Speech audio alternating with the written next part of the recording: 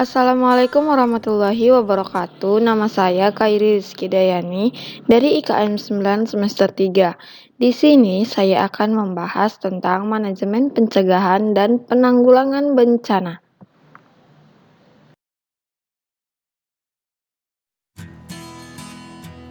Pada materi manajemen pencegahan dan penanggulangan bencana, terdapat 3 subbab yang akan kita bahas. Yang pertama yaitu tahan penanganan bencana. Yang kedua, kesiapsiagaan dalam penanganan bencana. Yang ketiga, cepat dan tanggap darurat.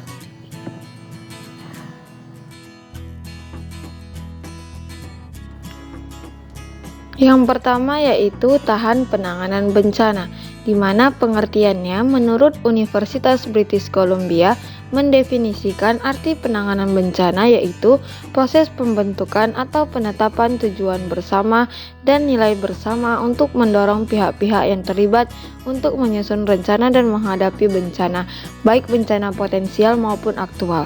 Selanjutnya, pengertian manajemen bencana yaitu suatu proses dinamis, berlanjut, dan terpadu untuk meningkatkan kualitas langkah-langkah yang berhubungan dengan observasi dan analisis bencana, serta pencegahan, mitigasi, kesiapsiagaan, peringatan dini, penanganan darurat, rehabilitasi, dan rekonstruksi bencana.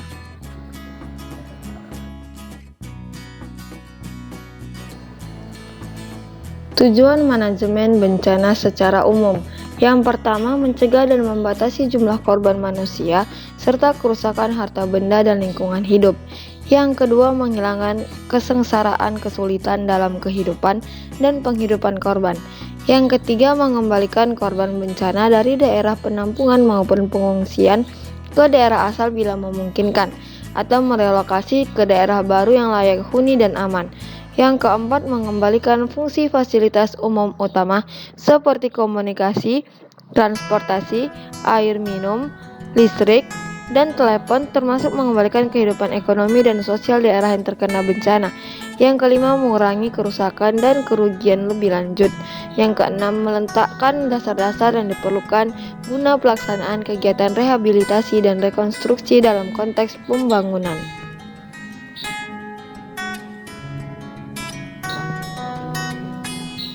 Selanjutnya yaitu mekanisme manajemen bencana, di mana pada mekanisme manajemen bencana terdapat mekanisme internal atau informal dan mekanisme eksternal atau formal, di mana pengertian dari mekanisme internal atau informal yaitu unsur-unsur masyarakat di lokasi bencana yang secara umum melaksanakan fungsi pertama dan utama dalam manajemen bencana, yang terdiri dari keluarga, organisasi sosial informal, serta masyarakat lokal. Yang kedua, mekanisme eksternal atau formal, yaitu organisasi yang sengaja dibentuk untuk tujuan manajemen bencana. Seperti contohnya untuk Indonesia adalah Bakornas PB, Satkorlak PB, dan Saklak PB. Adapun untuk daerah-daerah yang kerap tertimpa bencana, yang dibuat manusia ataupun yang tak terduga secara awam, dan merupakan tahapan-tahapan kerja yang lebih mendetail. Setiap tahapan itu sebagai berikut. Yang pertama yaitu riset, yang kedua analisis kerawanan dan kajian risiko, yang ketiga sosialisasi dan kesiapan masyarakat, yang keempat mitigasi atau persiapan mendekati terjadinya bencana atau keadaan darurat, yang kelima warning atau peringatan bencana, yang keenam tindakan penyelamatan, yang ketujuh komunikasi, yang kedelapan penanganan darurat, yang ke-9 keberlangsungan penanganan, yang ke-10 upaya perbaikan, yang ke-11 pelatihan dan pendidikan, yang ke-12 adalah simulasi.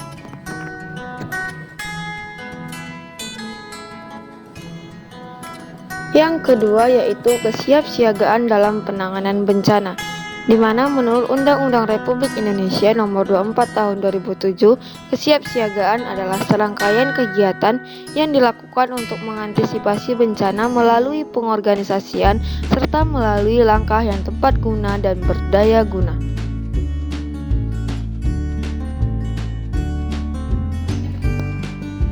Adapun komponen utama penanggulangan bencana yaitu yang pertama kesiapan manajemen operasi penanggulangan bencana, yang kedua kesiapan fasilitas penanggulangan bencana, yang ketiga kesiapan komunikasi penanggulangan bencana, yang keempat kesiapan pertolongan darurat penanggulangan bencana, yang kelima yaitu dokumentasi.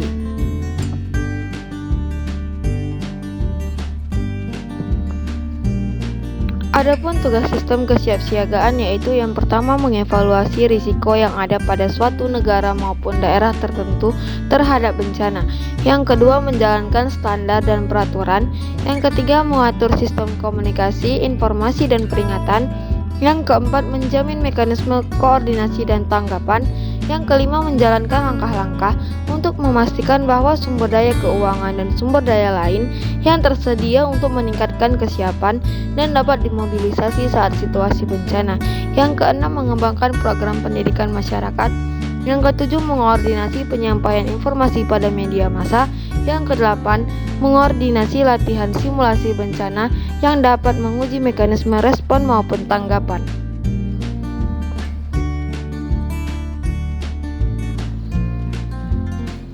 Selanjutnya yaitu yang ketiga cepat dan tanggap darurat, di mana pengertian dari tanggap darurat adalah upaya yang dilakukan segera pada saat kejadian bencana untuk menanggulangi dampak yang ditimbulkan, terutama berupa penyelamatan korban dan harta benda, evakuasi, dan pengungsian.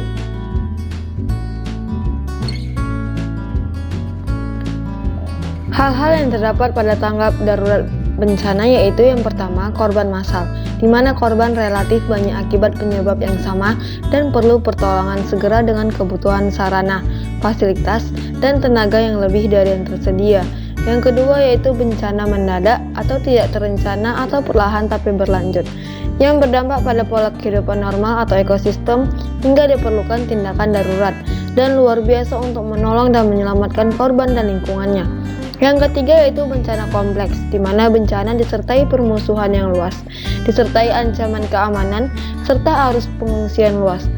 Korban banyak, kerusakan infrastruktur, disertai ancaman keamanan.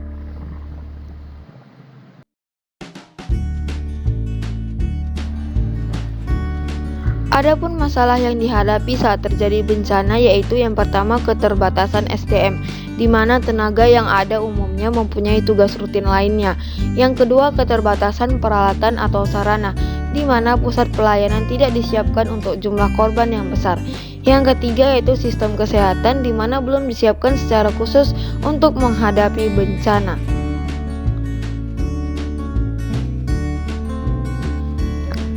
Dalam menghadapi bencana diperlukan suatu sistem tanggap bencana yang berfungsi sebagai panduan tindakan dalam menghadapi bencana. Sistem tersebut hendaknya efisien, di mana sistem tanggap bencana harus ampuh dalam menanggulangi bencana di setiap tahapan yang disesuaikan dengan jenis dan tingkat bahaya yang ditimbulkan. Yang kedua yaitu efektif. Sistem ini tanggap bencana harus tepat guna dan sesuai dengan kebutuhan.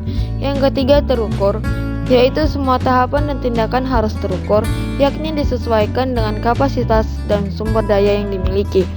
Yang keempat tepat sasaran, di mana sistem tanggap bencana harus sesuai dengan tujuan dan hasil akhir yang diharapkan, yang artinya sistem tanggap bencana harus memuat kerangka tujuan yang jelas sehingga memiliki nilai fungsional yang positif dan dapat digunakan secara berkelanjutan.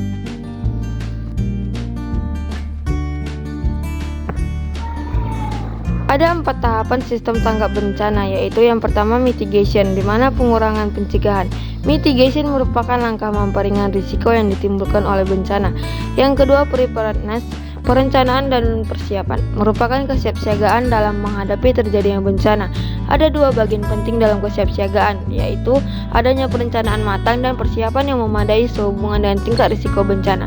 Yang ketiga yaitu respon, di mana penyelamatan pertolongan. Pertama, tindakan tanggap bencana bertujuan untuk menyelamatkan dan menolong jiwa manusia, baik secara personal, kelompok, maupun masyarakat keseluruhan. Kedua, tindakan tanggap bencana bertujuan untuk menyelamatkan harta benda yang berhubungan dengan kelangsungan hidup. Yang keempat yaitu recovery, di mana pemulihan pengawasan, yang merupakan tahap pemulihan dari kerusakan yang ditimbulkan oleh bencana. Tahap ini terbagi menjadi 2 tahapan, yaitu pemulihan dan pengawasan yang bertujuan untuk memulihkan kondisi seperti semula atau setidaknya menyesuaikan kondisi pasca bencana untuk keberlangsungan hidup selanjutnya.